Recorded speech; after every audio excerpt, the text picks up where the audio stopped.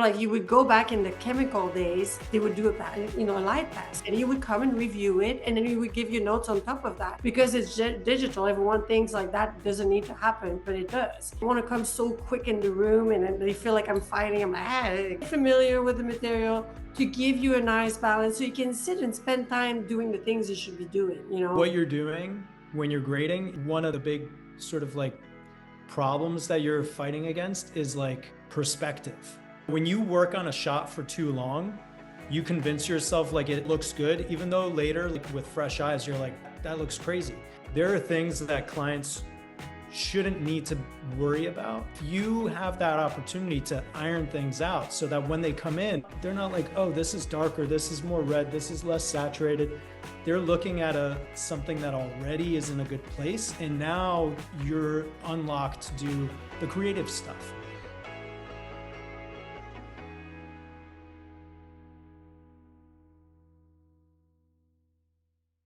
Hi, this is Josh from Manhattan Edit Workshop, coming to you from Waikiki, Hawaii, inviting you to join us for Making the Grade, Painting with Light, Color, and Emotion. This is Sight, Sound, and Story episode 46, believe it or not. Tonight, we're going to have a conversation of the science of color correction with two of the industry's leading colorists, Maxine Gervais and Roman Hankewycz of Harbor. They've got decades of experience. They're going to share insights into their creative process, their collaboration with directors and DPs, and the evolving role of color in visual storytelling. This is great stuff. I can't wait. It's going to be moderated by acclaimed cinematographer Christine Ng, and this panel is going to explore all the workflows, all the art behind the science and technique of color correction that you know and love. I want to thank our sponsors, ACE, American Cinema Editors, AJA, and Filmmaker U, and of course Jason Banky and Janet Dalton, who said to me, "Can you do an intro from Hawaii?" And I said, "Of course I can, because you're doing all the other hard work." So if you want to sit back, relax, enjoy Sight, Sound, and Story, episode 46, welcome to the show. Thank you, Josh, for the introduction, and welcome everyone to this episode of Sight, Sound, and Story. I'm very lucky here. I'm Christine, and I have Roman and Maxine from Harbor, two fantastic senior colorists, and we're going to talk about their process and their work. As a DP, it's very exciting to have this role because I really get to understand the process of how a colorist kind of brings their style and their flair into something that's, some would say is like shot and done, right? But there's still so much more to do, and we're going to find out today what Roman and Maxine brings to the table. So hello. Hi. Oh. Hi. So I was thinking that maybe we can, go through the kind of process of like, for a DP, it's very much like prep, production, post-production, and the steps for you guys. I don't know if you also break it down that way. Like, is there a bit of a prep process for you when you hear of a job coming in? What is that workflow for you, and how does that work? Whoever would like to go first. Yeah, ideally, the best scenario, in my opinion, is when you get a call from a DP saying, I'm starting to work on this project, and you're involved from the beginning. And that process usually starts with sharing ideas. These are the kind of references I have in my head. Those references can be movies or photos or a photographer or paintings. And then that begins sort of the collaboration, which is always the best, I feel, because the sooner you nail down or start weeding out what you don't want, the tighter everything gets, through production, through editorial, into post. I mean, that is true. What Roman said, that is an ideal scenario. I would say recurring, collaboration where, people kind of know your work. You have developed maybe a language, so, like I think, as much as it can be straightforward, and you would know as a DP as well, communicating probably with a director, there's a language, right? Like someone might talk more directly about lighting, this and that. Some are talking emotion, some are referencing images or movies, So obviously, when you have a recurring collaboration and you get the call, a lot of times we'll discuss looks, we'll discuss movie images like reference, point of reference, and then also most of the time develop a lookup table for the show, a multiple lookup table. In some instances, if you want to have different looks for, let's say, an episodic or a movie, you might want to, do some of it obviously in camera, but sometimes it helps to have like two distinct lookup table to establish those looks.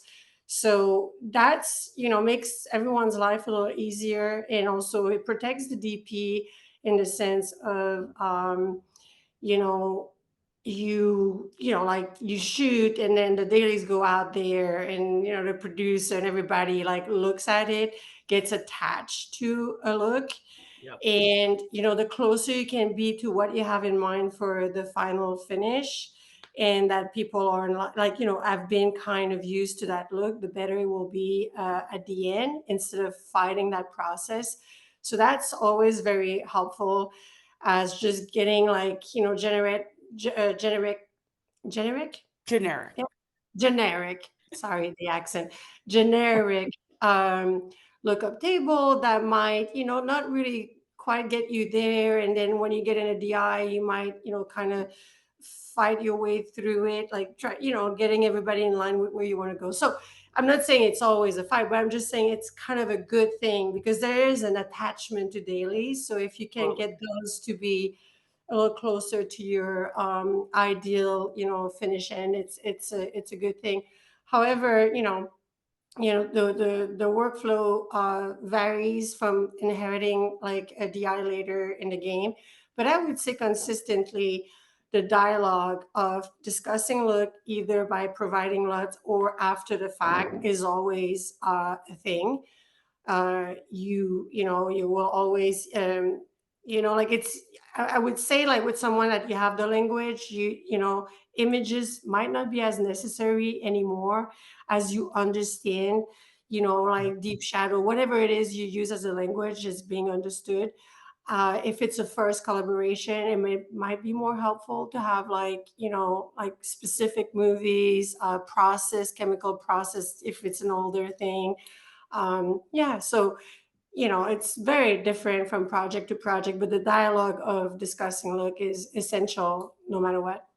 No, that's great. I mean, it's actually really nice to hear it from both of you because I come into the process, I try to make a lookbook and I try to make a lookbook with the director so that at least that conversation has been had.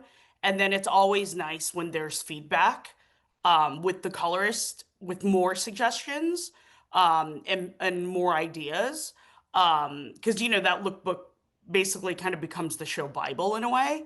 And it's something that you often reference as like you go from location to location and you're trying to find the color palette.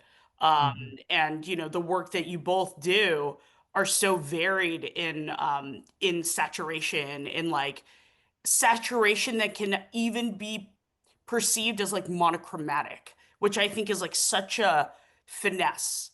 You're like, you look at the image and it feels like two tones, but there's so much nuance within how you guys build that frame, which from a DP standpoint, on set, sometimes you can only go so far.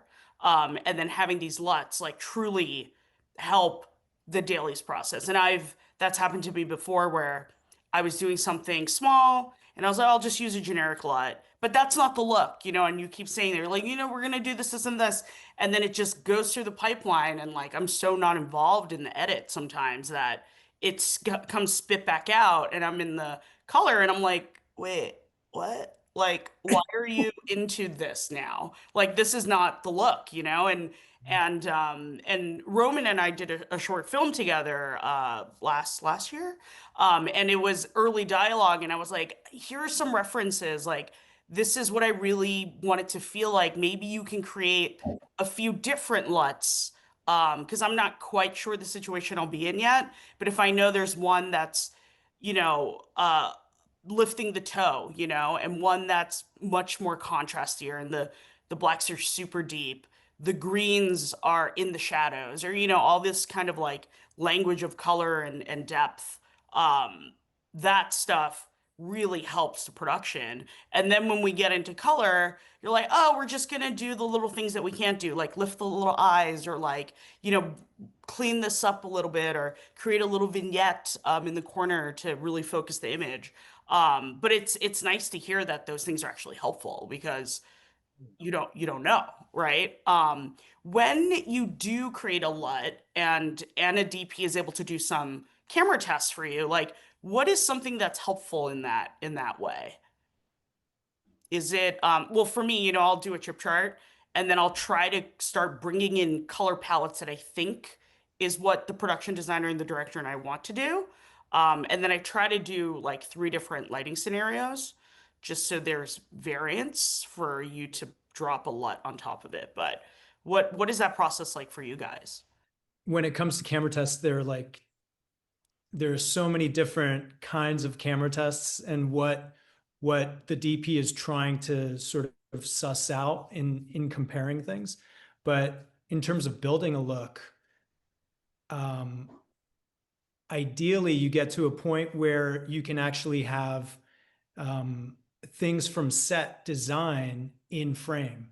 So, okay, we're thinking about, you know, this character is going to be wearing red, but like that could be a million different things. What's the surface of that red? How reflective it is? What color it is?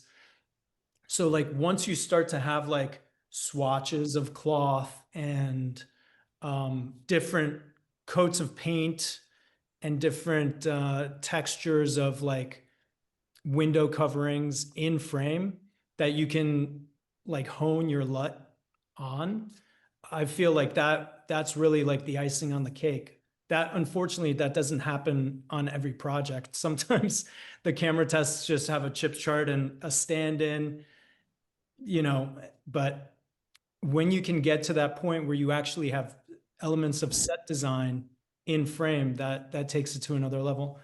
I also find exposure bracketing helpful.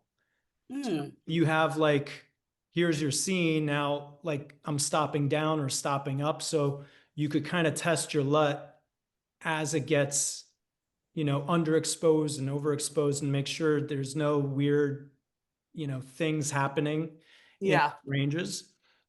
And then it's always good to take it outside and see the real world, because a lot of times we're focused on this lighting environment, you know, perfectly tuned, and then you get dailies from the exterior and you're like, wow, that LUT does not hold up there. And you have to tweak things. So those are a couple of things that are off the top of my head. I would agree with that. I mean, it's definitely a luxury, I would say, to have camera tests in some instances, as far as good, thorough camera tests, right? You can have camera tests mostly, you know, a lot of time you want to test lenses, you want to test, you know, different settings, you know, it's not always color or look development driven.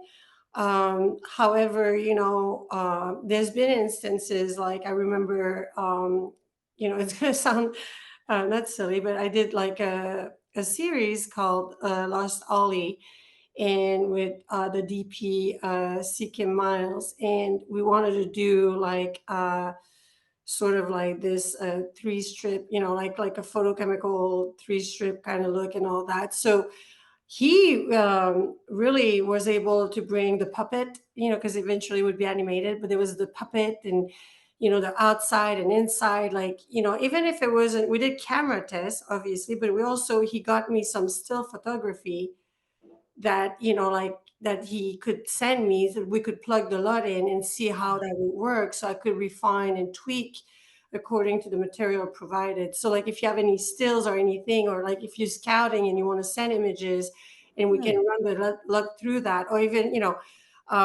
if we don't do the camera test together, but you're going and shooting a few things prior, like doing some, you can use those LUTs and then we can discuss how to tweak them. That's often a good thing. I personally, if you're gonna, if a DP says like, I just want one LUT that works for all, I'll always recommend to have a more mild, more conservative type of LUT, so that you can protect for everything.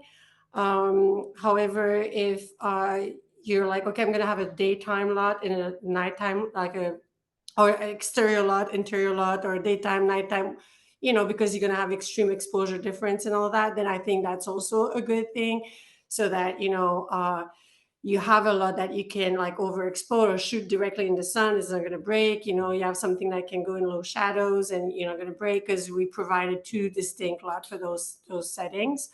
I agree with Roman about when you do camera tests, like a lot of time, it's makeup or it's other things. Then but if you can bring elements, some sort of lightings you're thinking of, or like definitely go through the lens, because like people don't think about that, but lens have like everything together, right? Like it's a ripple effect, like everything plays with each other. Like if you have like an old like the lens, what's the lens they use? There's a new lens that is replicating like old The Blackwing? yeah, I think, yeah. Like it's, like has like more of like a roll off and Yeah. focus and all that. All these kind of things like will influence, your look development and things like that. So I think, those camera tests, like if what Roman was talking about is extra luxury, just the camera Yes. test itself can be luxury, but it's like, bring the lights, like bring Christmas lights. If there's going to be some, like bring whatever it is that you think is going to bring, some clothing that you think might be like, I have backgrounds with paints that you think like, oh, is that going to be problematic and all that. There's cameras that we know more, like, Alexa, people know them very well, Right. so camera tests, sometimes it's like you're a DP and all of a sudden you're told, no, we want to use a Venice. So then you have to be more thorough. Is it really going 9 step above gray? Like, you test those kind of parameters and all that. But again, you can have bold LUTs, but if you're gonna go with bold LUTs, I always recommend multiple and not one for the whole thing. And otherwise, if you're like, I just need something that's gonna get me in a good place, it's gonna be aesthetically pleasing. It's not gonna be like wash out bright, sitcom.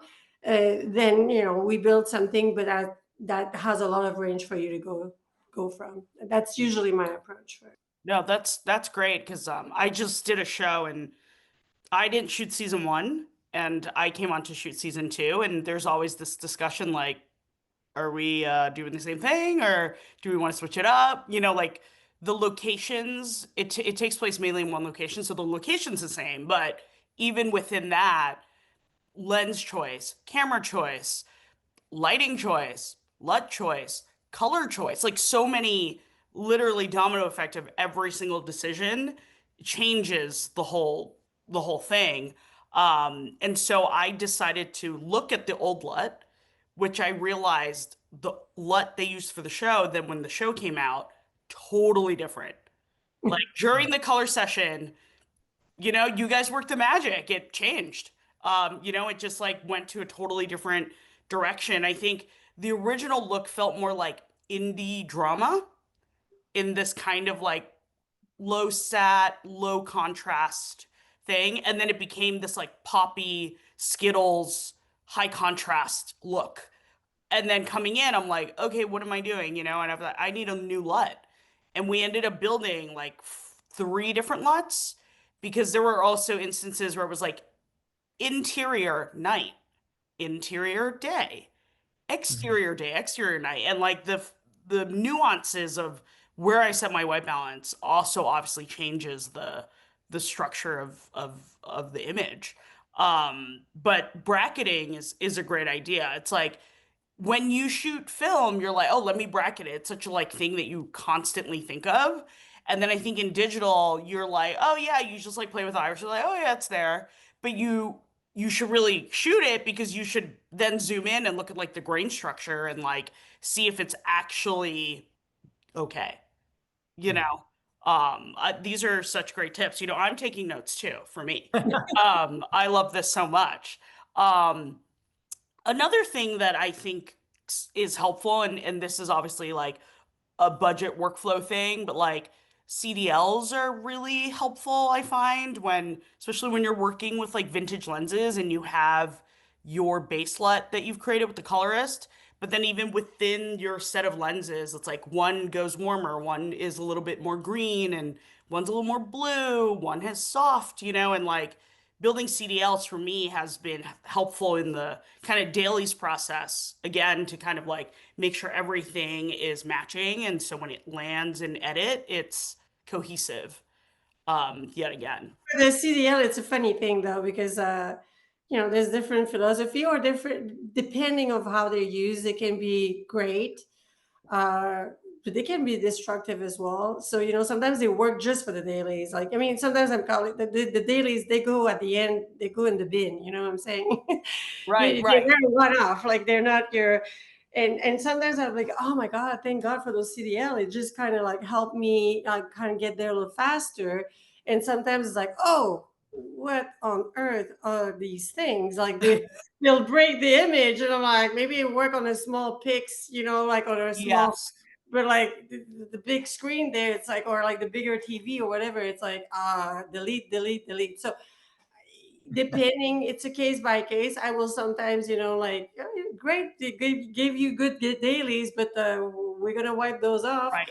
Or it'll be like, oh well, that was a good dailies. Color is that less is more with Varies. Yeah. CDL.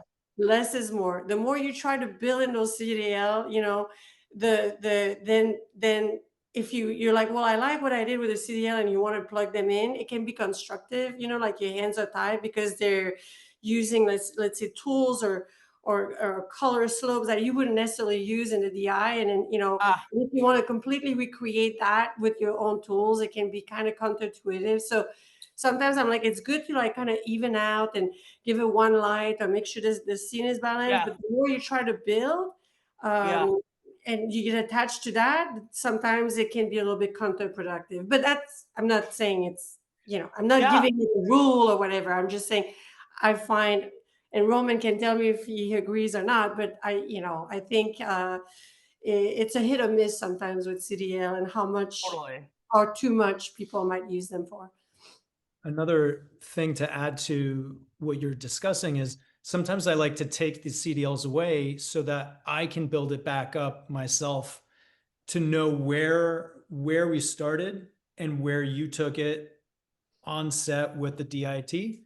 I find like that gives me also better perspective on like what was the starting image, where do I get to, and even if it's a simple correction, just doing it myself, I'm like, okay, now I know that this angle was a little different, and now when something comes up during the DI, I have that in my head, like, oh, that was that weird angle, and I have to treat it differently, so there's like an insight there too of like if you redo it yourself, it just makes you a little more aware of what the starting image was. Yeah. I mean, that makes so much sense, as someone who's like, I think like the fear sometimes is like control, and the moment in between when I leave the project and I come back to the project, so much happens. And I'm Yeah. just like, what happened there? And it's like in the dailies, it's helpful, absolutely, to just like get it closer. But then when we come in and we get to sit in and look at it together, like for real, it's such a different process. And even then, sometimes like I said earlier, it's like the look just like completely shifts based on like the tone of what happened through the edit. You have a vision for what you want, right? And the look and all that. And I think it's important and all that. And like there's a certain like level of not rigidity, but like, we should kind of try to stick to that and all that. But also like you can't be too rigid because as it's gonna the cut change, or even like you thought like it was going to start with that scene, and that scene moved up, and then it intercut with ways you're like, what? They're Yeah. using shots that you had right off to not use, like whatever. Like there's so many things that Absolutely. like you're like, I specifically said not to use this shot. This Yes. thing. So it's like, and I think there's an organic process where sometimes you are inspired by those discussions, these images, but obviously you also let the material go where it wants to go and narratively land where narratively it should land.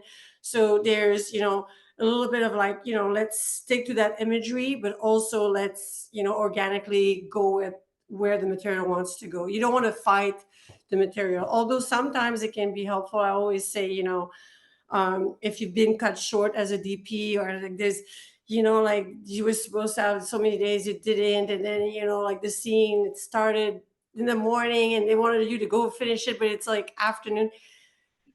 A funny thing is like, like the more bold, the more stylized the look will be, the more it will hide those things that that you wish you could have controlled.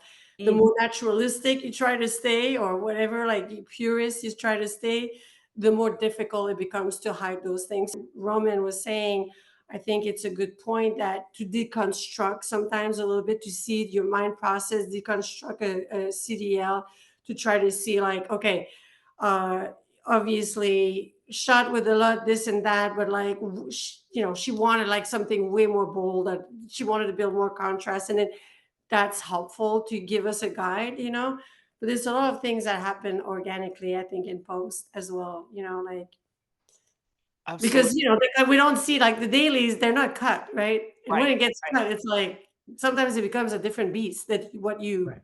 had envisioned, or like you feel you've almost been cheated. What do you mean? Like that's not the story. Like like you never know where things are going to go. Sometimes you do. It's very clear, but sometimes it becomes its own beast. This is such a good segue into the next topic, which is, sometimes you're not really a part of pre-production. Sometimes you're not even part of production. And then you're in the DI and you're watching this edit, and maybe it's a collaborator you've worked with before, maybe it's not, but like, how does that, how do you get started? How do you kind of like find yourself within the project and still kind of have your own distinct kind of like flair into it?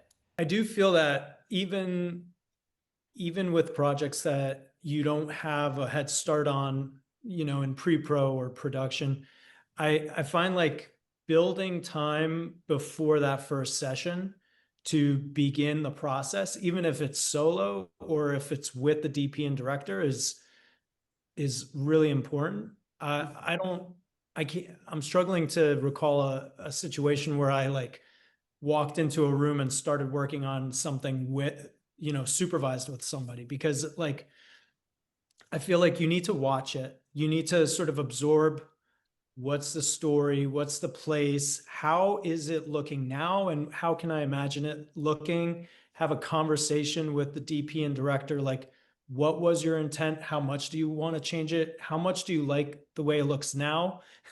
How much am I going to have to fight you on certain things, stuff like that? Because, and then like even having that amount of information ahead of time, um, is good, but like what I really want to do is have a moment with the footage to see how it feels. Like you might have something in your head like, ooh, this would look really, really cool this way. But like once you start, it's a very tactile kind of process as well.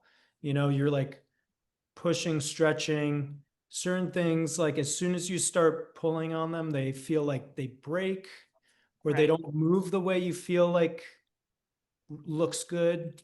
Yeah. So you have to have a little bit of time to just like experiment with the footage and just understand like what you think looks good, so that when you have a discussion with the filmmakers, you're sort of filtering it through like, oh, they want to do that, but I don't think that's going to work. So now I have to like give feedback, or, oh, I didn't think about going that way.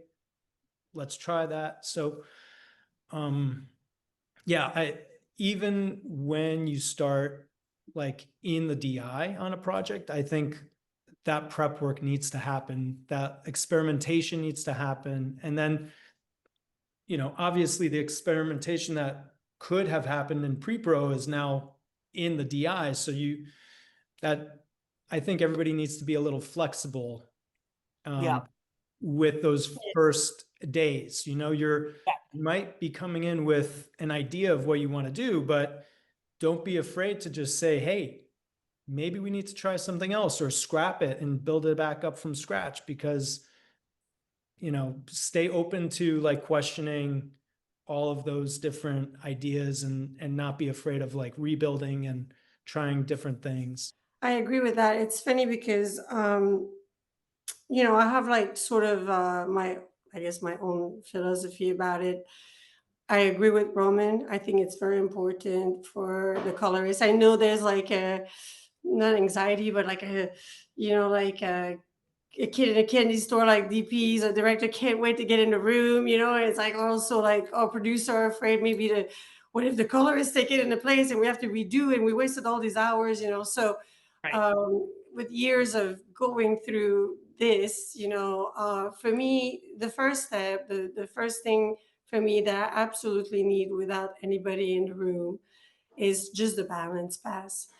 And if I've never worked with you, I will do a balance pass, and it will have like very little built, even if we discuss the look, it will have very little built in of those looks. So it will be balanced, a little more contrast if you talked about that, a little more of this, maybe a few shape, but it'll be like kind of minimalistic. So this way, when you come and sit with me, whatever we ripple is rippled on a balanced image. So basically, I want all this darker, more shadow, and this. I can like now do a one light because it's been balanced. And that's Wow. like, if I have to like spend time with you, the DP or the director, balancing and building, that is where you waste your hours. That is where you waste the Yeah. time.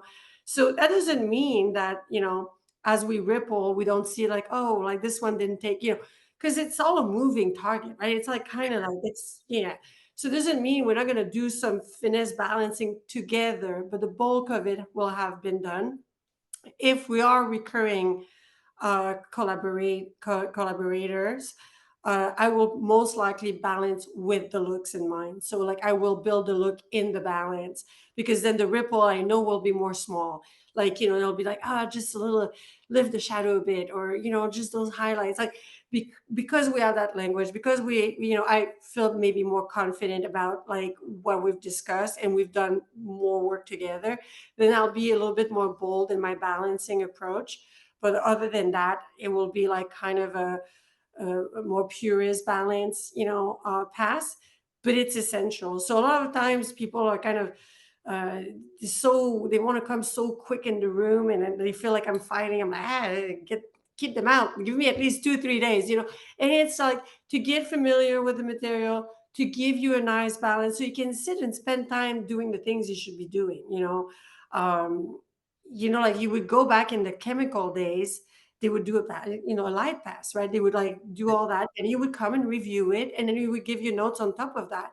And it's kind of that same principle. You would sit with like the chemical, like, the chemical colorist back in the day while he was doing all his printer lights. You would come and see what he was done with that. And I think it's that same thing with us. It's just because it's digital, everyone thinks like that doesn't need to happen, but it does.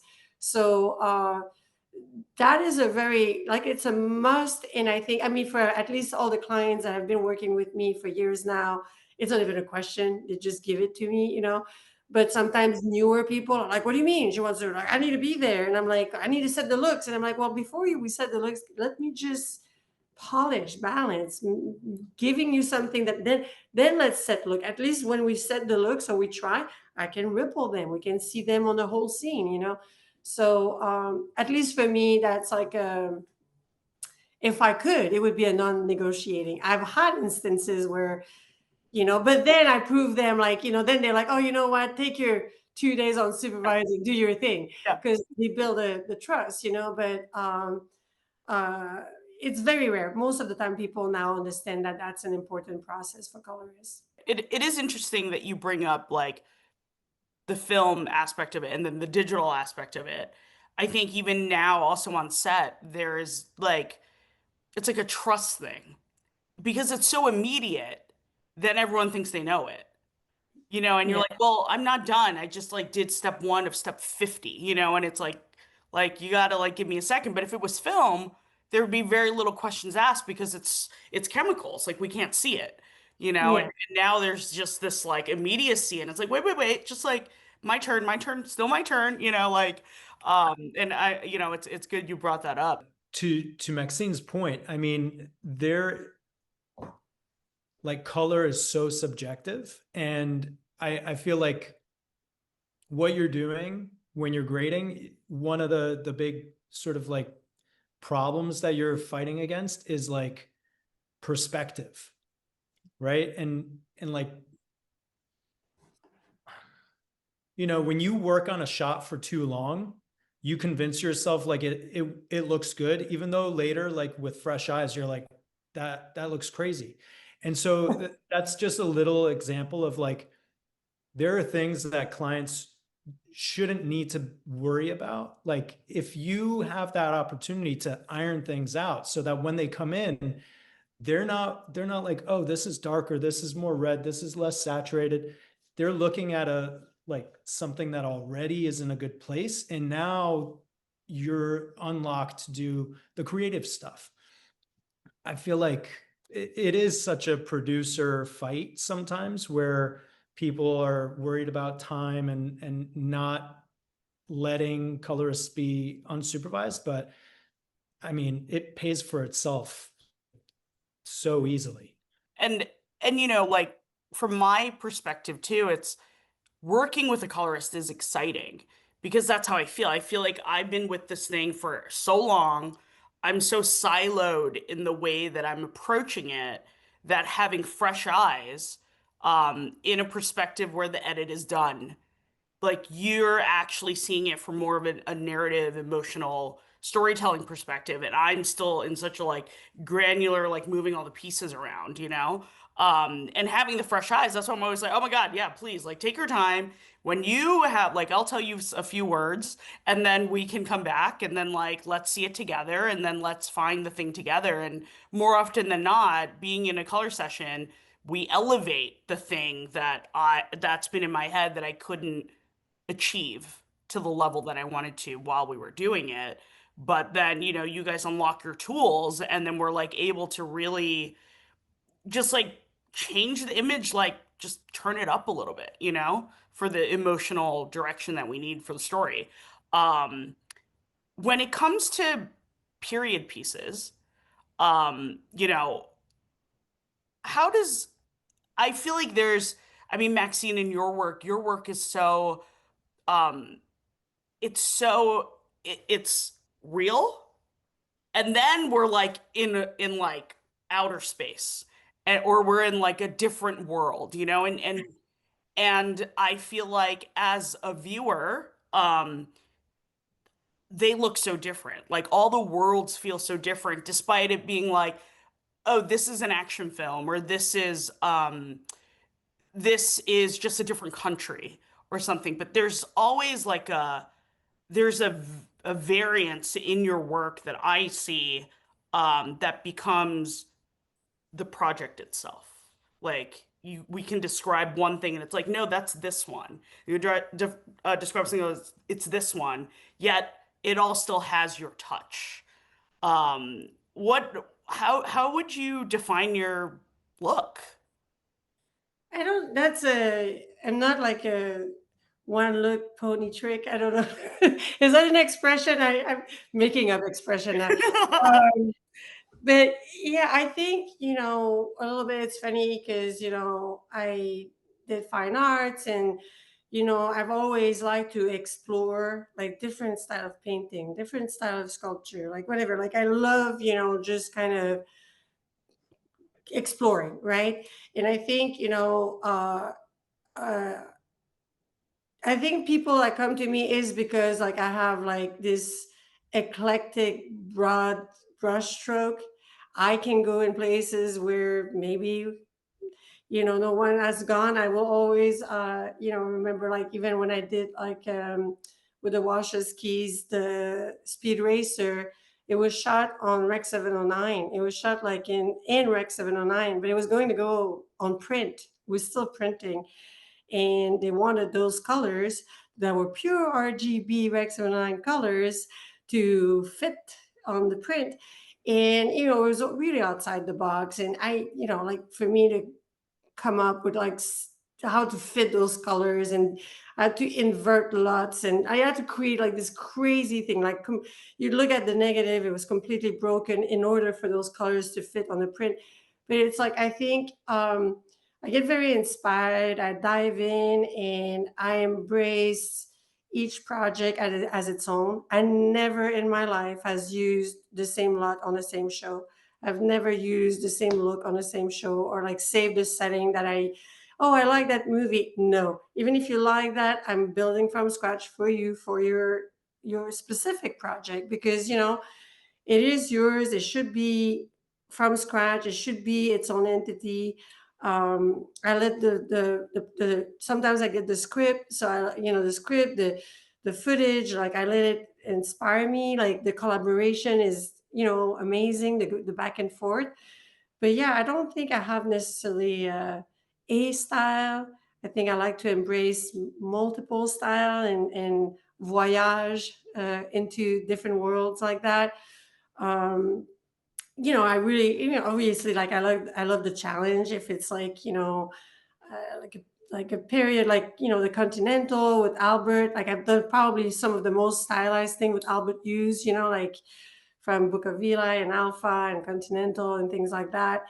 uh and then I have, like, some comedy, which is just your simple, nice, happy grades, and then, like, more horror looks. So, like, it's fun, like, and you don't you want it to, like, feel unique every time. In my For Yeah. me, like, it's like, that's what I like. It's taking it as a challenge, exploring, diving together, and see where it takes us with the inspiration we had to start with.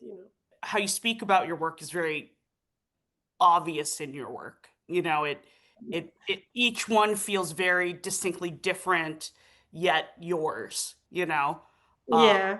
yeah, Well, no, thank you. that's amazing. Yeah. I'll take it And as a what about, compliment. Thank you. yeah, of course. Roman, what about you? I mean, we've worked together, and I've seen so many of the things that you've colored, and for me it always has this kind of like soft etherealness, but it's always dropped in these genres that are not that sometimes. Like, you're like, oh, it's soft, it's beautiful, and you're like, oh, it's a horror film, or like, it's soft, it's beautiful, and you're like, oh, it's about World War II. It's like it does this thing where it's almost like an oxymoron of playing with imagery, yet so much of it is still grounded in like the characters, and like the relationships of the characters on screen, which to me feels like that kind of like soft, like love and care. But I'm curious, like, how would you define your own work?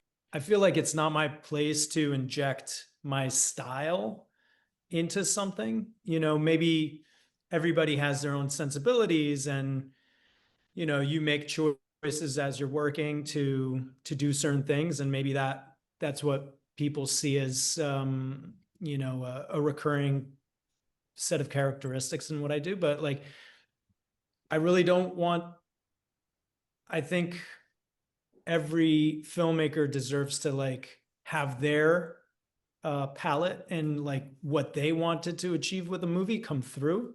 So I sort of agonize over that. Like, how do we make this different? How do we achieve what they want, but still make it look good and like what I'm happy with? And, it's always kind of like an exploration, each project. Yeah,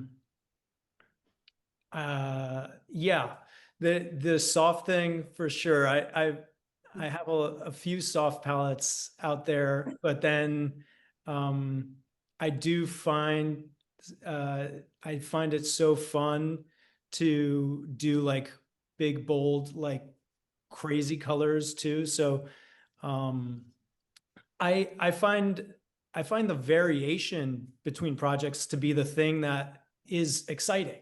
Because if you're just like, oh, I'm comfortable doing things this way and just put everything into that same little box, then it becomes boring. It's fun to be stretched into new directions.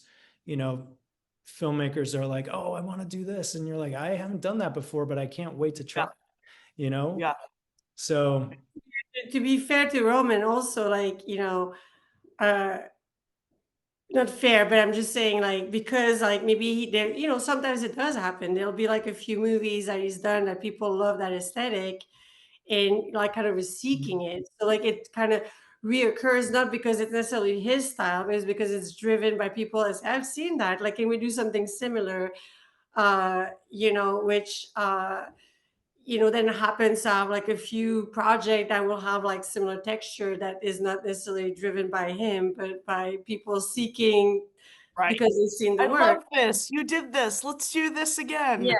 Yeah. And sometimes like I'm always like, it's funny because it's like, like I love inspiration, but I prefer when it's like, not like I don't, I prefer when it comes from like, give me something from 1990 something. So give me something from 2000. Give me something from 1970. Like, don't give me the movie that was out 2 years ago. Like, why would you want to do that color? Like it was just done. Do you reinvent, or you don't have to reinvent the wheel, but like, you know what I'm saying? Like, dig deep into things like, oh my God, I haven't seen, do you remember like Memento? I don't know what, like, I'm just giving you an example. And then explore that. Obviously it was film, so it can be more challenging because digital versus film, like, I laugh with DPs. I've tricked a few because they will be like, I want a 5219 LUT, please, like I really want to have that stuck, um, and you give them exactly the LUT that I used when I was doing DI and still going to film. So I had to do the digital, put it to a film simulation because it was going to get printed, and I had to always check with the lab and make sure my LUT was matching the LUT. So I'll give them that LUT, and oh, wow, wow. The reaction is always, oh my God, this is way too much to do. Because, there's like, we don't even realize how much we have drifted from like 10 years ago, like 15 years ago. We've drifted the aesthetic in a way, like, even if you're like, oh, I want something from the 70s, it is not.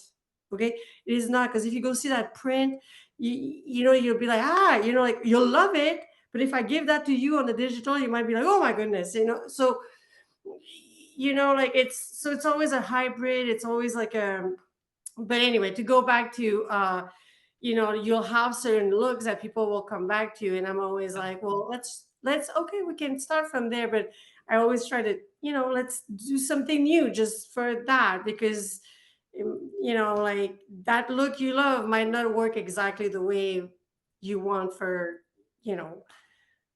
Absolutely. for your thing. But but sometimes you have to give it, like you said, like it's the vision of the director. And it's great if you have a lot of people like, I love this look, and you have people lining up because they want you to do, like a big line of people waiting for you to do something similar.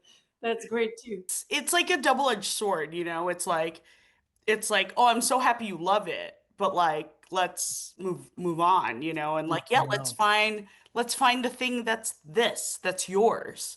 It can be Well, it must be the same inspired with by you. It must be the same with you. No, exactly. That's the thing that happens too. It's like, oh, I loved this. Can we do that again? I'm like, but like, really? Like we already did it, Or it's so like interesting, like lookbooks.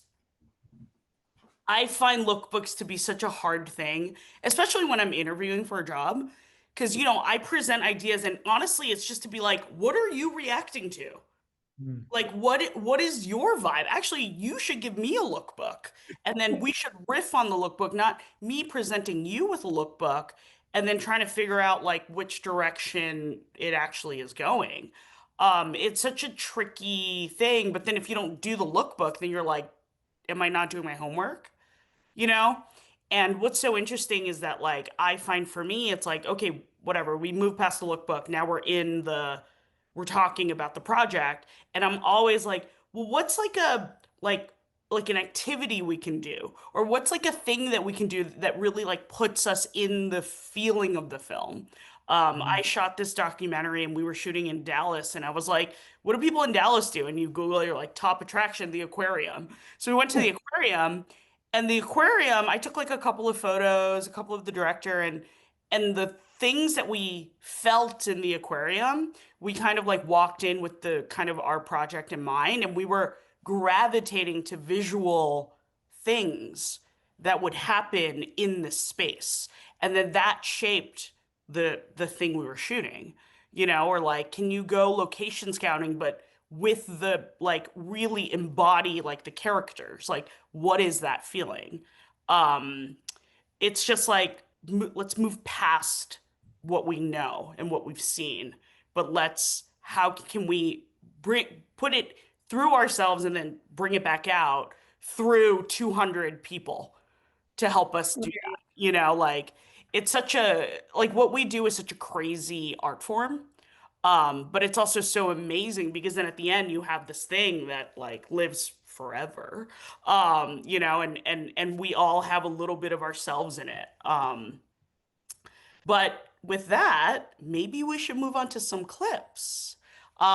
It would be so nice to see some recent work and maybe have you guys talk about the kind of I guess approach for it, and then kind of how you got to where we got to. So this is 20 seconds out of this wild, crazy film. So it's I just tried to find something that was varied. But basically, Willem Dafoe is Hunter S. Thompson. So that evokes a certain period of time and a certain sort of like vibrancy of character. So this is an example of a project that I came in post.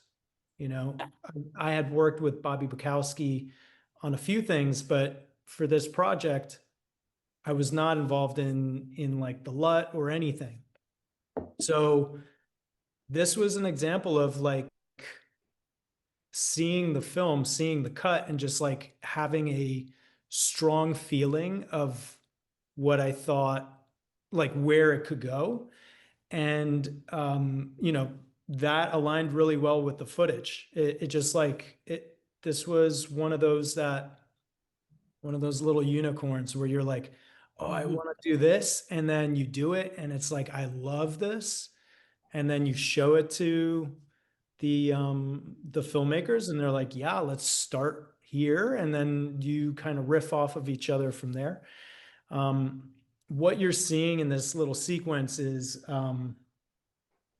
this woman in the dark room, she's writing, and then these are little vignettes of like things that she's thinking about.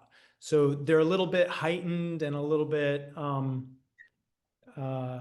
colorful and exciting, whereas she's sort of in her dark room. But we just really wanted to go for something that evoked that sort of like early 80s, late 70s period, and just rich, like a strong contrast through the skin tones to like just mold the light on people's faces, and just beat it up a little bit with some grain and different sort of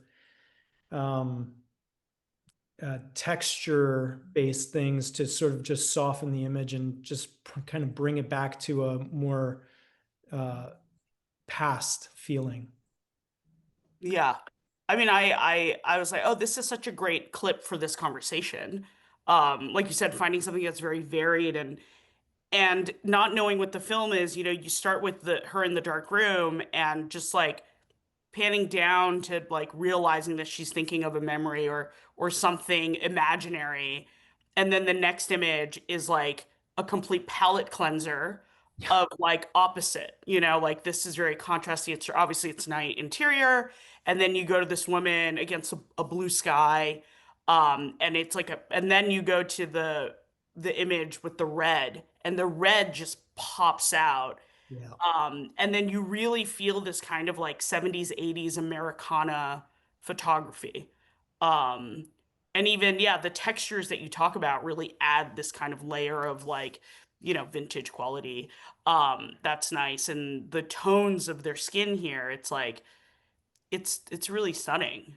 And the greens and the grass and the sunset, like we're always trying to capture the perfect sunset, and that one tonally just is like so vibrant, yet her current reality space is a bit toned down. It doesn't have the like uh the kind of excitement or the fun that you see when you see the other imagery. Um, was it something that they kind of gave you a lookbook for? That you kind of, had this idea? I mean, I guess the story itself kind of lend itself to a time period, like you said. I don't recall a lookbook for this project. I had conversations with Bobby, and then this film was very collaborative in terms of the look. So I I would say that the base look for the film came pretty quickly, but there are different parts of the film which sort of deviate a lot from that base. And that was a very collaborative, like uh, director Patricia Arquette and Bobby. They kind of like knew each other and had these conversations without me, like through production. And they came in and would say like, look, this has to be crazy, like this moment. I'm like, okay, here's crazy. And they're like, no, crazy. And then it would be like a live exploration of what is possible. And like you push it and then maybe you bring it back and then maybe you do something else to sort of heighten it some more. And that was a really fun project in terms of the collaboration and the feedback with the clients in terms of like what they had a very clear vision, and it was my job to sort of like parse out what they were talking about and push it there. I mean, when someone says crazy, like what is that in like a visual definition? When you get a project like this, and obviously you watched it, you know, first, and then the client kind of process of discussing the imagery, do you start with a certain part of the film to try and see if you can find this like juxtaposition between the where the story is going, or do you really kind of start more in order? I very often do not start at the beginning of a film. And for some reason, I'll pop through the project and then I'll sort of gravitate towards something because maybe it's representative of Oh yeah, or the something, and then you sort of focus on that. I feel like often, um, let's say a project's coming in, we didn't do a lot of pre-pro work, and this is like where we're building the look, and I want to experiment. I'll sort of focus on a few shots throughout the Mhm. film, throughout the reel, that are representative of different lighting conditions and moments in the film, and sort of try something here. How does that work here? How does it work there? And as you're sort of adding things, subtracting things, changing things, like, oh, this could work for everything, or this can only work in these circumstances, and send those clips to the DP or director and just, what do you think? I was Right. playing, I had these ideas. Is this interesting to you, or am I completely off the mark? And then when we start working, I'm like, oh, we're starting in reel 3 today. And they're like, what about the beginning of the film? And I'm like, we'll get there. No, I think that's a really good strategy because it's so much easier to get to something that's like the heart of the visual representation of the story, and then kind of work backwards, to really kind of nail the thing, and then find the kind of like the normal kind of like Mm. even look of the film, but where are the things that really pop and stand out. I think that's a great strategy. So we have two clips from Nine Perfect Strangers. Would you rather talk about each individually, or do you want to play them together and then talk about Just play them together. Okay, great. So I guess this was like an interior night look. Was that a recurring set too? This space? Yeah, yeah. It comes back in the series, but at daytime as well, not just nighttime. We have Okay. that different time of the day. Night, not so night, daytime. But I'm curious, like working on a series level is also very different. So I did season one, which is like was shot in Australia, and it was like a completely different look. Uh, Mostly driven by location, meaning like the tone of each series as a whole. I'm not just talking about a specific scene.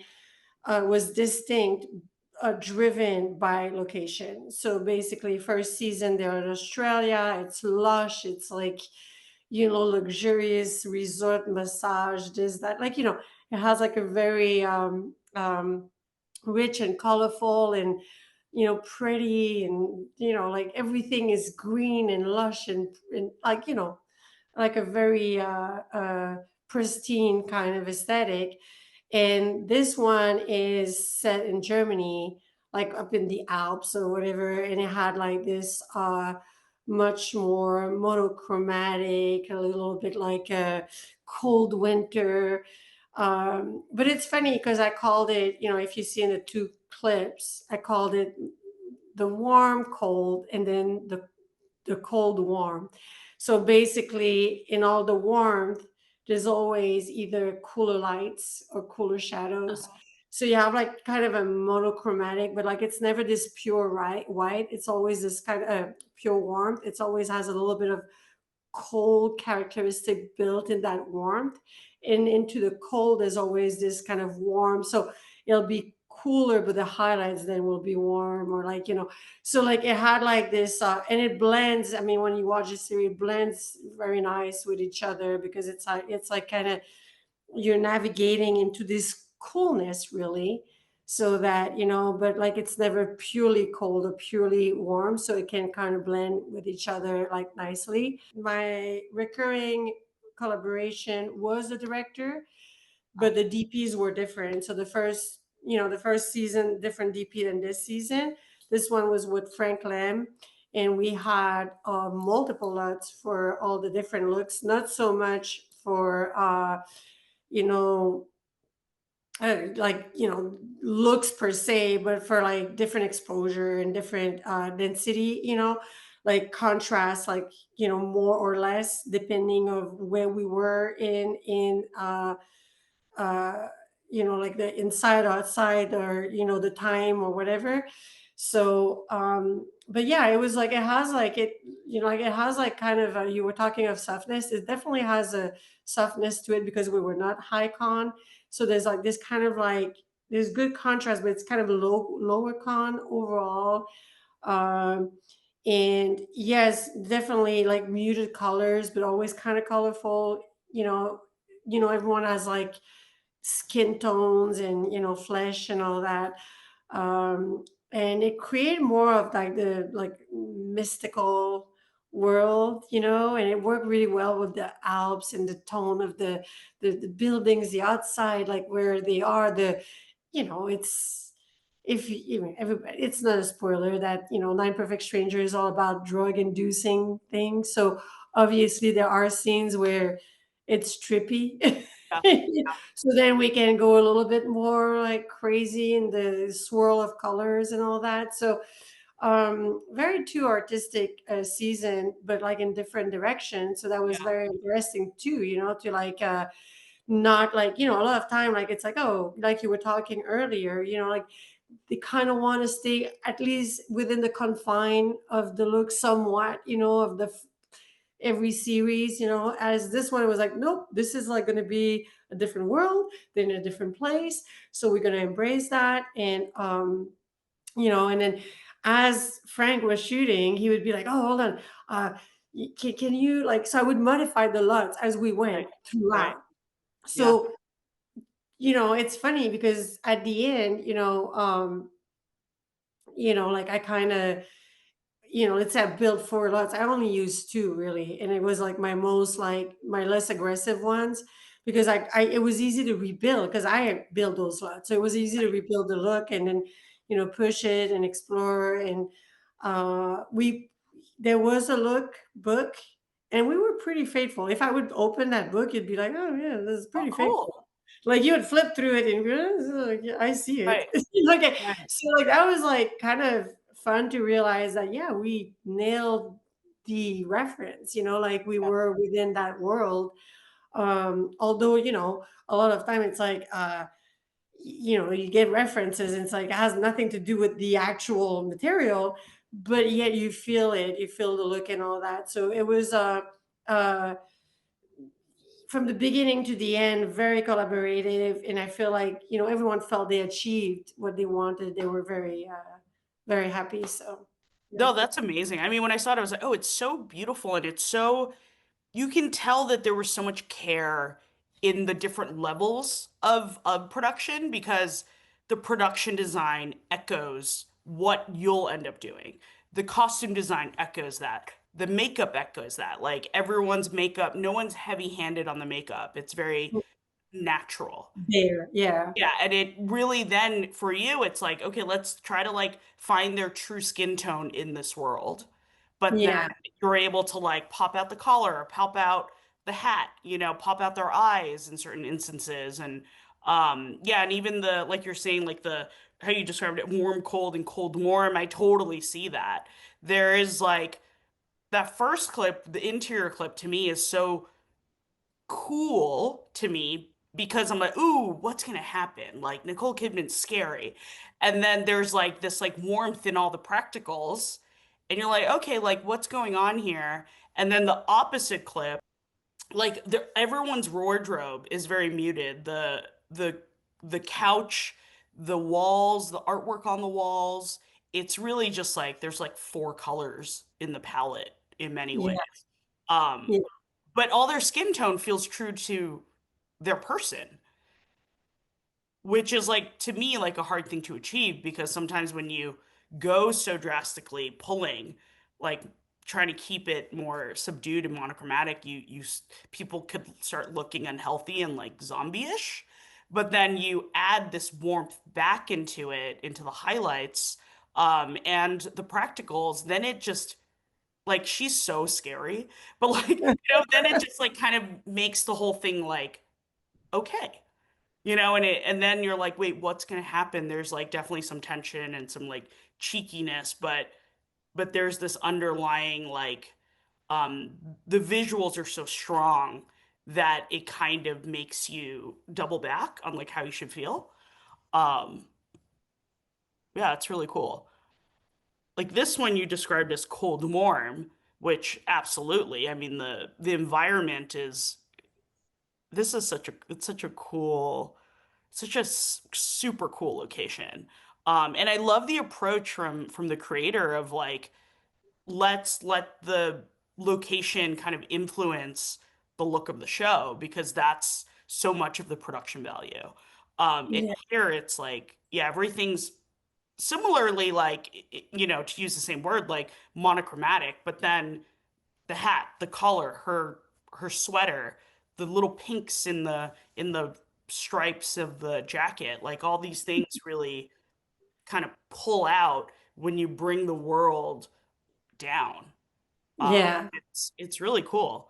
Um, Yeah, we wanted those pocket of color to kind of like, stand out a little bit, kind of contrast into this like super like omnious, world around them. So, it's just like and again, like, there's like in the mids, I introduced that warmth, which allows, like the pink that you're talking about and like some of those colors and a little bit of flesh in their skin as well. I mean, it's not super fleshy, but like there's flesh in there, because of the mids, but then, the low and the high, like are treated different. So you kind of, shift a little bit, there's a lot of colors in this footage, obviously, yes. but it was viewed with the lot. So it was photographed with the lot. And then, as I massage it even more, then we could pull and, like pull some of the mids and tone down some of the, blues or hues that we wanted, like less popping. So, I think it's yeah, I overall I think it worked pretty nicely. And the outside is consistent. Like if you look at the series, the outside are pretty consistent in that the feel, and the inside are pretty consistent in the feel. So that's kind of like the same kind of palette, moving Right. around. Yeah, and the daytime and the nighttime as well. So the warmth, like is more present in the nighttime, obviously, and then that coolness, like even inside, will pierce through. So yeah, and it make you feel you were there, like you were in Germany, like you're not Right. in LA, you're not in Australia. Yeah, You yeah, yeah, exactly. That's Like, like it's people would all think, like if I'm in Germany, that's what it would feel like, like I love especially in the Alps. great. That was so insightful. And it's, the clips that you guys are showing are very great talking points of like how you bring the final color kind of together at the end to really push forth the visual style of whatever project you're going for. How do we feel about time? I feel like we could do 0 day if we I feel like we could talk about it quickly. So this was a series also. Yes, political thriller type thing. John Conroy, the DP, shot the entire series. He had a specific sort of like feeling that he wanted to evoke with the palette. And thankfully, this was a project where we had ample pre-pro opportunities, and we actually had a couple tests to test the LUTs on. Going into production, he knew that his set design, his makeup, his wardrobe was playing well with the LUTs. When we're in this interrogation scene, this is kind of an outlier from the show. This was supposed to be sort of like a heightened moment. Everything is kind of desaturated and more green and kind of crazier looking. But the rest of the show, the idea was it was supposed to have an elegance, like a little subdued in terms of saturation, but then have opportunities in set design or in each scene, have an opportunity to sort of like allow a color to poke through.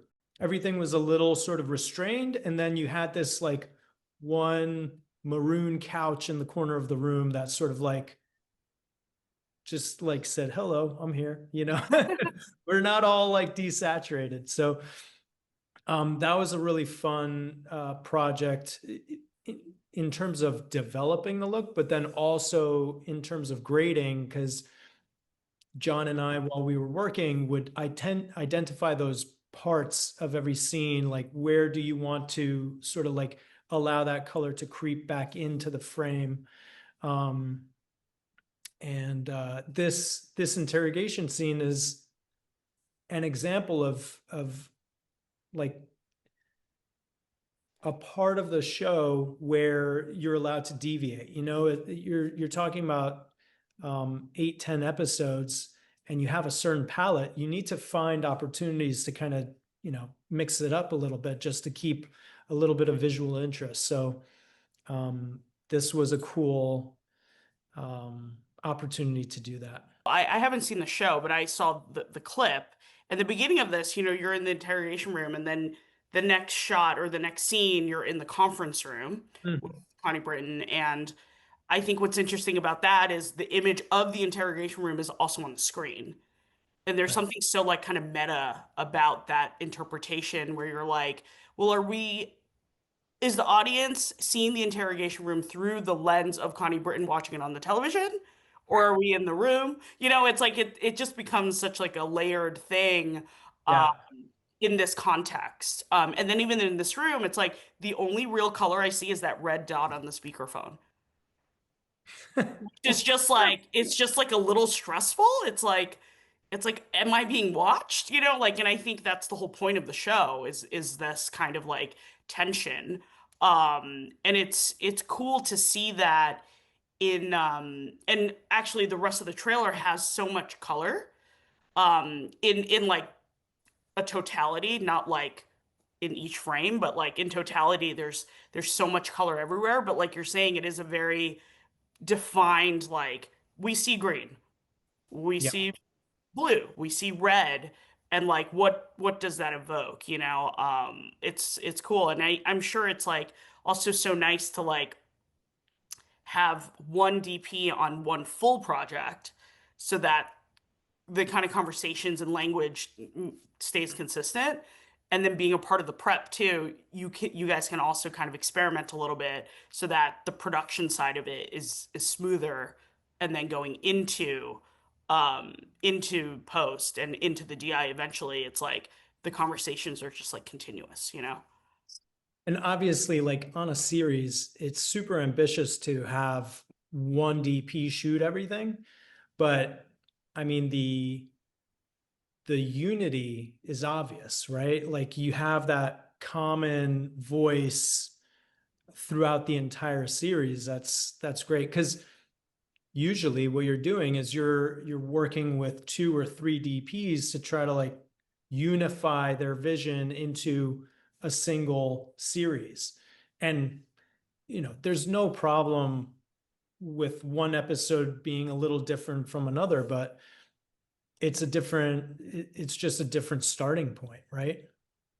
Yeah, absolutely. I think, Maxine, in your clip, you know, in the interior, I was like, is this a recurring set? You know, because like I'm like, it's like as a DP who's done alternating and as a DP who's done shows fully, it's such a different thing. Like when you're doing it yourself, you know what you've done before. You know you've spoken to the production designer. There's a palette, there's a aesthetic that's been established. But then when I'm like, oh wait, this room, right? I haven't shot in this room. What happens here? You know? And you're like, I've seen the dailies, but then you're like, oh, okay, what's out the window? Like, you know, should we just really keep it neutral with the white balance or should it feel a little warmer? There's like a little bit of like this detective work that goes on when you're alternating because there is obviously the thing of like keeping it consistent. And then sometimes they'll be like, but you know, the character's doing this now, so can we go like this way a little bit? And like there's definitely that ability because ultimately, you know, the story is the king of decisions of for interpretation. But it is so funny when you have to alternate and you're always trying to find the balance and make sure it's consistent. But you know, it is a fun challenge for me. It's like But it's interesting because like even if Roman and I, our job per se, it is to make the season or the episodic consistent and the continuity of like the styles.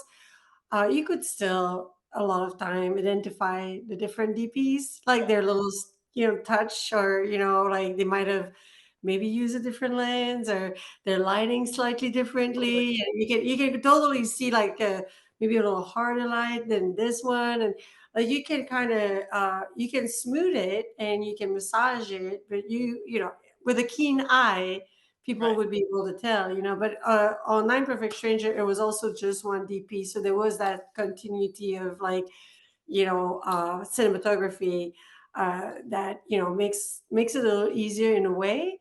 Obviously, like multiple cinematographer, like depending if they decided to really make their mark, like although like like sometimes they will be like, oh, I just want to do this, and you embrace it, but you still have to massage it or find a way to make it fit and make it like narratively suiting, and and of course they're talented, so they had a narrative direction and a reason to do it, but it still needs to fit like within the whole thing.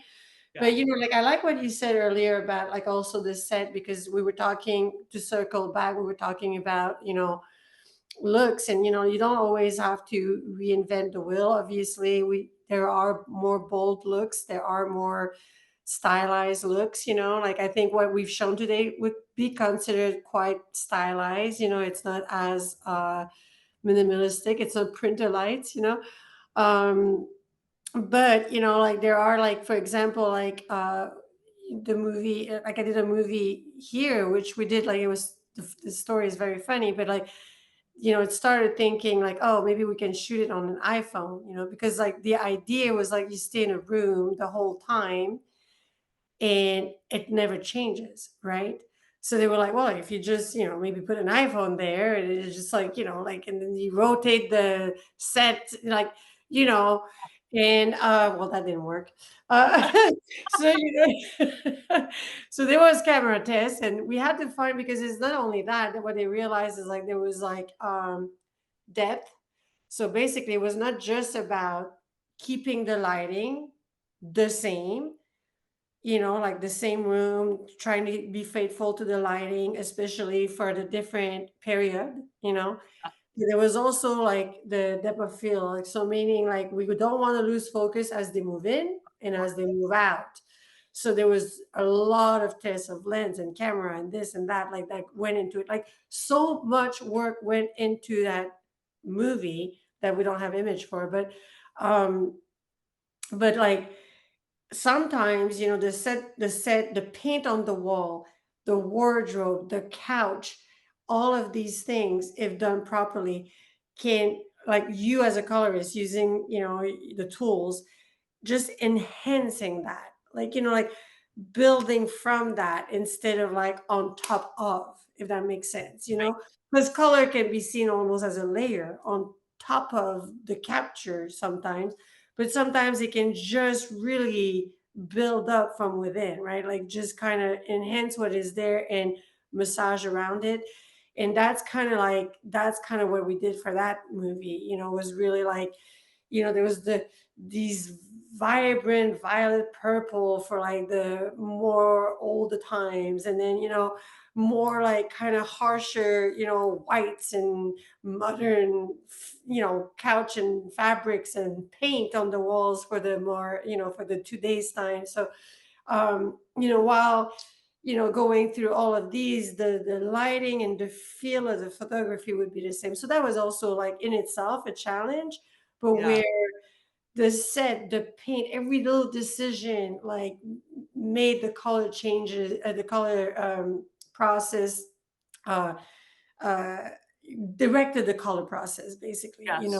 So it's there's really like it's fascinating how like different approach for different things and how to get there, because you can do like I want a vintage look and it's like, oh, I'm gonna build it, Right. let me Right. use my base, like, or it can be like, okay, we're gonna put all that there for you, and I just kind of create that color separation and build that world where everything that is in there is selling that look without you like aggressively try to recreate it. So just to circle back to what you had said, like Yeah. set and light and paint, can help, like when you just enhance and polish that in. I mean, I do think we should add Here, the name of the film, into this conversation, because that was something that really popped out for me in your portfolio, because it was like these locked off frames, but in 10 seconds you had 30 years go by. Yeah.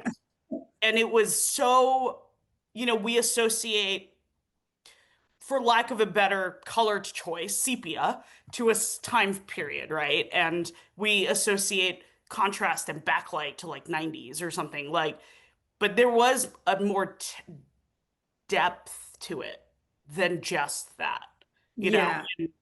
And that is a testament to like from the ground up, across departments, the language and the communication and the style that we've all put in there, so that when it gets into your hands, you can actually be like maroon couch, Yeah.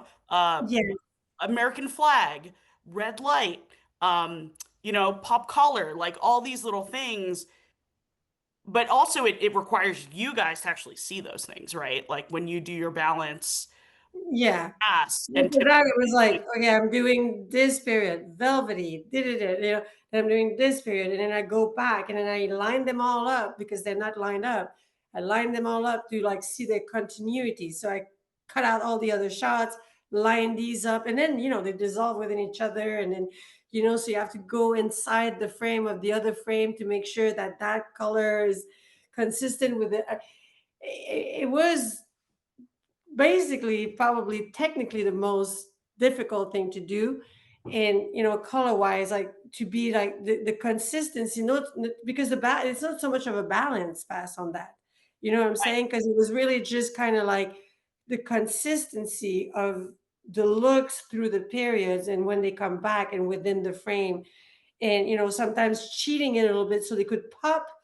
They might not look exactly, but because they're like in that period and they're popping out from that period, then you have to cheat it a little bit so you can feel again the difference between the two periods by enhancing the curtain or the couch or the dress that she's wearing. So all of these things, so you're like using mats within the mats of the mats of the mats. And I'm so curious, like I'm so curious, like even between like the trailer and then the film, because I don't know if that sequence is like that, but like in the trailer, it is obviously, because that's what they're trying to tell you, that it's passage of time. So did you do a different pass for the trailer where you were kind of looking at that way? Like, what do you mean? If I color the trailer as well? Yeah. For that kind of like. Yeah, but like the trailer was a little bit more straightforward as far as the like some of the color was done after I've done the color, so my color was pulled into the trailer, so I only had to polish it. But for the movie itself, it's like this is like literally from a book, like it's a graphic novel, and when they send me, like they were like send me the script and they were like, I bought the book, and I look at the book, I was like, you guys are bananas. I don't understand how anyone can make that movie. This is bananas. I literally told them that. I was like, I'm flipping through the book and the cat, like in this case, it's a bird, but like there's the cat that is always going through the time. In this case, the bird like shows up, but like, it's such a kind of, and they made it work to me. They made it work, but it's such a chaotic storytelling, like even from the graphic novel. And in the movie, you really are like having like boxes, like in the image, multiple boxes of the different period within that house that then merge into that house again in different period. It was very technically, I'm not normally talking technically, but there's a lot of technical things that go behind the scene, right, Roman, that people don't know about. And, the use of mats and this and that. And in this case, I would say even Filmlight, Baselight, the software I use, it took us 2 weeks to figure out how we could manipulate, because I had the white boxes. Did you saw that in the trailer? But the white boxes that have to be isolated from the color. So that's a mat of its own. And then I have the mat of the image. I have to have that cut out, right? Because that image is going to go into another image. So this mat, the mat of the image within the image, sometimes you have 5 images that are of different period within one image of a different period, like that, and then one will dominate. But within those, you also had some VFX that needed to be, like let's say you have like a comp in the back. So I have a mat within the mat of the giant mat. So sometimes I would have 35 layers mat on top of my layers. So I would have like towers in my software, where like I would have to scroll to try to, and everything I had to label everything, like, okay, this is Halloween that goes into, moonlight that goes into, like, so everything had to be labels. I could find myself if I'm tweaking this, or if I'm tweaking the bird there, or if I'm tweaking. Absolutely madness, on top of like having to make sure the colors, and so sometimes back to that, very complex things. And when you look at it, it doesn't look like a big VFX movie, apart from the image going into image. It doesn't feel like a heavy VFX, but it's like an intense VFX movie. Totally. Yeah. Sorry, I didn't want to bore you with that, but I was just like, no, that was really cool to know. Like, I saw the trailer, I was like, oh, this is very impressive. But yeah, if you see the movie, like, to what extent? Like, I didn't, I don't know how to use Baselight, so like that sounds like a lot, Um, That is a lot. yeah, it's a lot. Well, I really loved this conversation. I wish we got to talk a little bit more about VFX and like your toolbox and you know all the things. But this was such a great way to learn more about the both of you and your approach to your art. Yeah, Well, thank you thank so you. much for hosting us. Yeah. Yeah. Thank you. Thank you. All right. Thanks, everybody, for watching our color correction sight, sound, and story episode 46. I want to thank Maxine Gervais and Roman Hankewycz, and of course, Christine Ng, for helping us out and joining us and sharing their time and expertise with us tonight. Again, Janet Dalton, Jason Banky from Manhattan Edit Workshop. Thanks for making the world go around. And our sponsors, AJA, ACE, American Cinema Editors, that's ACE, and Filmmaker U, for all of your help and support. And if you guys want to like us and subscribe us and ask us tell us what kind of things that you want to see in the future, we will be back soon with more sight, sound, and story goodness. And we can't wait to be back. So we'll see you soon. Thanks again for watching.